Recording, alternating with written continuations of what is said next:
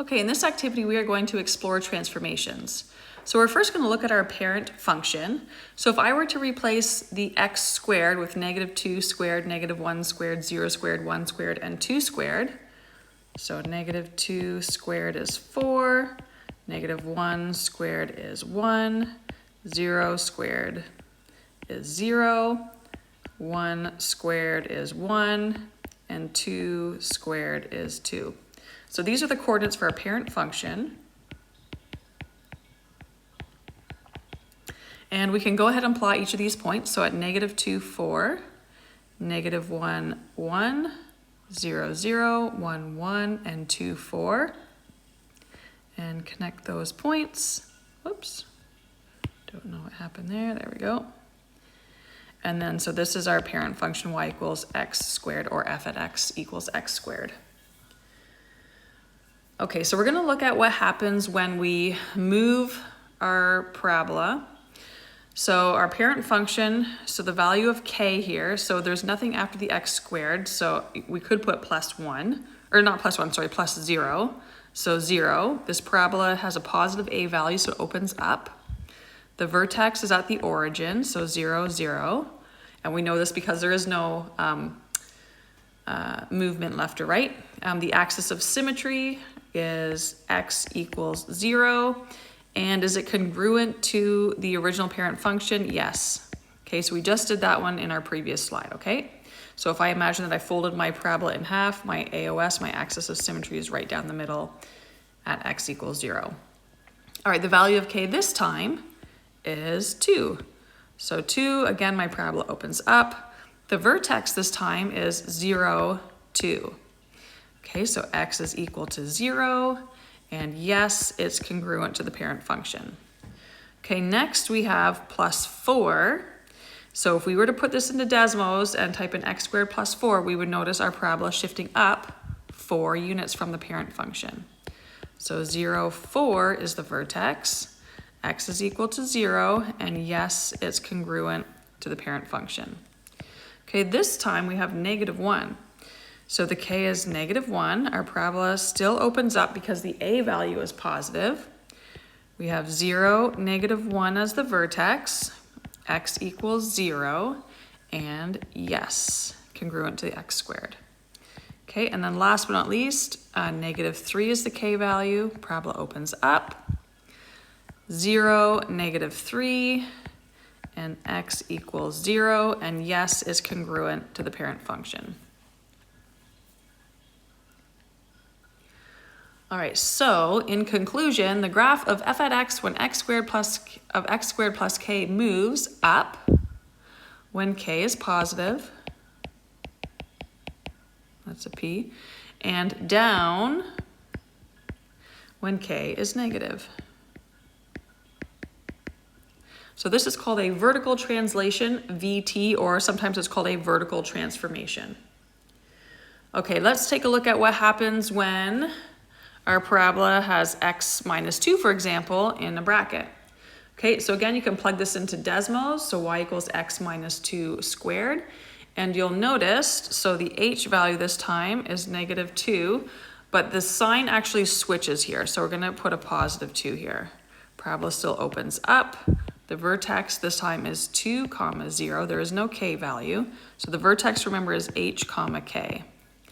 The axis of symmetry this time is the x value of the vertex, which is x equals 2. Yes, it is still congruent to the parent function. Okay, so the value of h is 4. The parabola opens up. This time 4, 0 is the vertex. X equals 4. And yes, it's congruent to the parent function. Okay, we have negative 2 this time, so remember to switch the sign here. Still up. Negative 2, 0, x equals negative 2, and yes, it's congruent to the parent function. Okay, so we have a negative 4 here, up, negative 4, 0, x is equal to negative 4, and yes. So in summary, the graph of f at x equals x subtract h squared moves to the right when h is negative, and And the graph moves to the left when h is positive. This is called a horizontal translation, HT, or a horizontal transformation. All right, let's take a look at when a is changed. Okay, so we have a 2 in front of the x squared, so a is 2. Parabola opens up because a is positive.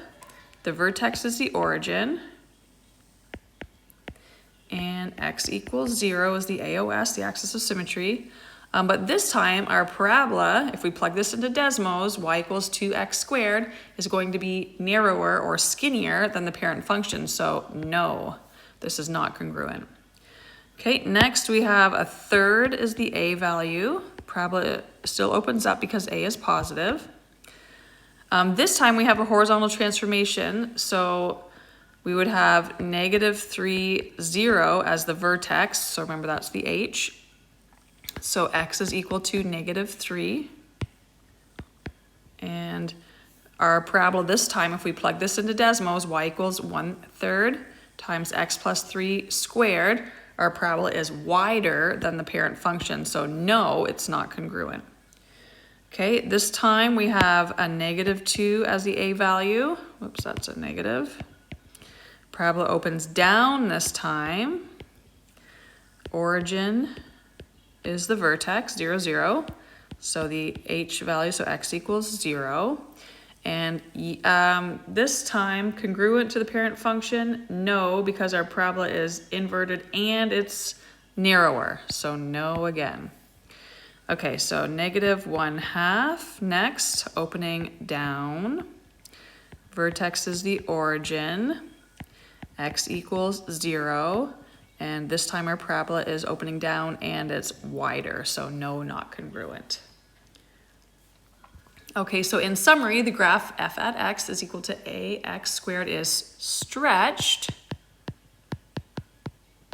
vertically when a is greater than 1.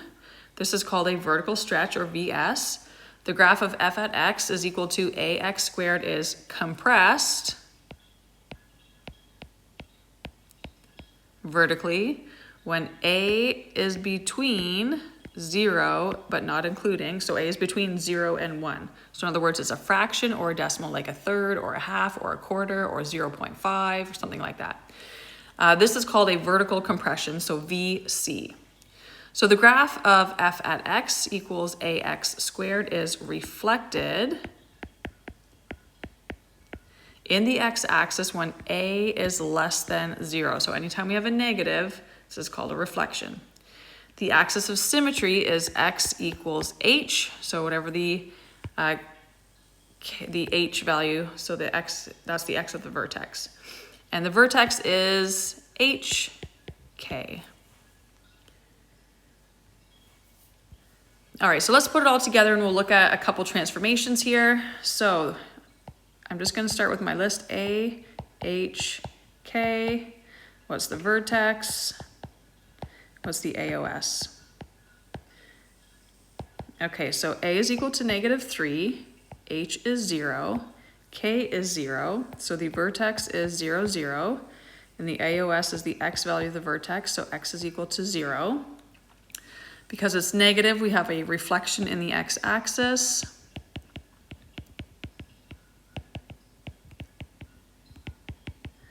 And we have a vertical stretch by factor of 3.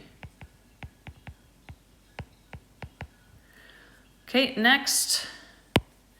So A, H, K, vertex, AOS. Okay, so A is 1. Remember, if there's nothing in front of the bracket, a 1 is understood to be there. H is -3, K is -2. So the vertex is -3, -2. AOS is x equals -3. For the transformations, we have, whoops, I don't need a therefore symbol. We have an HT, horizontal transformation, 3 units left. And we have a VT, vertical transformation, 2 units down. Okay, let's look at the last one here. So A equals H equals K equals vertex AOS. So again, A is 1, H is 1, K is 1, the vertex is 1, 1, AOS is X equals 1. We have an HT, right, 1 unit, and we have a VT, up, 1 unit.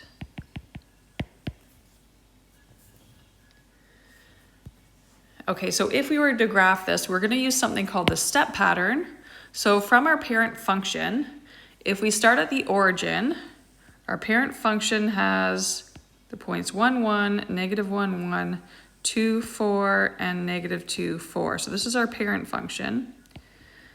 So if I look at the origin, so I've gone over 1, up 1, over 1, up 3, over 1, up 6, okay? Or not 6, 5. 1, 3, 5. So my pattern is 1, 3, 5, and I need to multiply that by whatever the A value is. So in this case, I'm going to multiply by negative 3. Okay, so we get negative 3, negative 9, and negative 15. So plotting this one, let me just switch colors. So using blue, oops. So I'm going to start at the origin.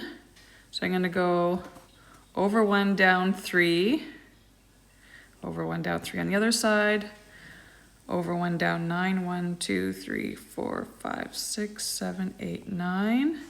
Then the reflective point over 1, down 9. Connect the dots. The over 1, down 15 is off the grid. So this is y equals negative 3x squared. And the other one was our parent function, y equals x squared. Okay, and then we'll do one more here. So 1, 3, 5. Our A is 1. So it's just 1, 3, and 5. And our vertex is negative 3, negative 2. So I'm going to go to negative 3, negative 2. Over 1, up 1 on both sides, over 1, up 3, over 1, up 5.